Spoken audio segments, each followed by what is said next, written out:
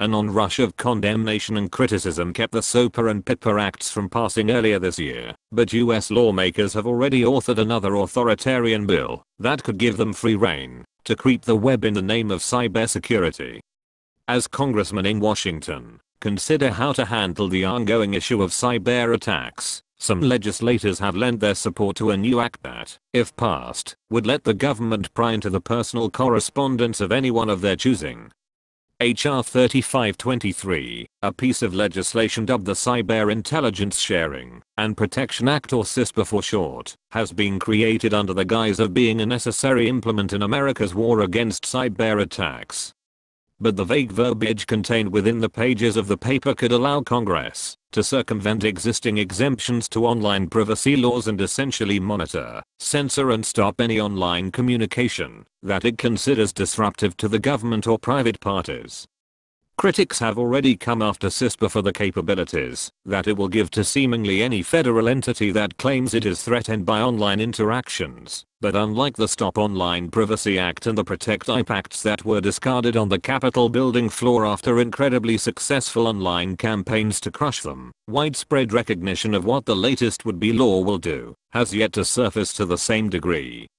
Kendall Berman of the Center for Democracy and Technology tells RT that Congress is currently considering a number of cybersecurity bills that could eventually be voted into law, but for the group that largely advocates an open internet, she warns that provisions within CISPA are reason to worry over what the realities could be if it ends up on the desk of President Barack Obama.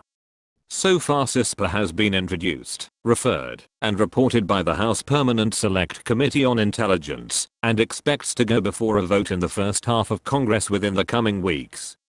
We have a number of concerns with something like this bill that creates sort of a vast hole in the privacy law to allow government to receive these kinds of information, explains Berman, who acknowledges that the bill, as written, allows the US government to involve itself into any online correspondence, current exemptions notwithstanding, if it believes there is reason to suspect cybercrime.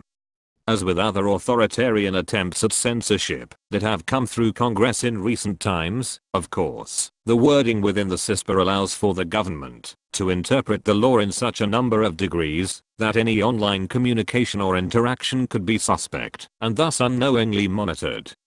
In a press release penned last month by the CDT, the group warned then that CISPA allows internet service providers to funnel private communications and related information back to the government without adequate privacy protections and controls. The bill does not specify which agencies CISPs could disclose customer data to, but the structure and incentives in the bill raise a very real possibility that the National Security Agency or the Cyber Command would be the primary recipient, reads the warning. The Electronic Frontier Foundation, another online advocacy group, has also sharply condemned CISPA for what it means for the future of the internet. It effectively creates a cybersecurity exemption to all existing laws, explains the F, who add in a statement of their own that there are almost no restrictions on what can be collected and how it can be used, provided a company can claim it was motivated by cybersecurity purposes. What does that mean? Both the F and CDT say an awfully lot. Some of the biggest corporations in the country, including service providers such as Google, Facebook, Twitter or AT&T, could copy confidential information and send them off to the Pentagon if pressured, as long as the government believes they have reason to suspect wrongdoing. In a summation of their own, the Congressional Research Service, a nonpartisan arm of the Library of Congress, explains that efforts to degrade, disrupt, or destroy either a system or network of a government or private entity is reason enough for Washington to reach in and read any online communique of their choice. The authors of CISPA say the bill has been made to provide for the sharing of certain cyber-threat intelligence and cyber-threat information between the intelligence community and cybersecurity entities, but not before noting that the legislation could be used, and for other purposes, as well which, of course, are not defined. Cybersecurity, when done right and done narrowly, could benefit everyone, Berman tells Wright. But it needs to be done in an incremental way with a narrow approach, and the heavy hand that lawmakers are taking with these current bills, it brings real serious concerns. So far CISPA has garnered support from over 100 representatives in the House, who are favoring this cybersecurity legislation without taking into considerations what it could do to the everyday user of the internet.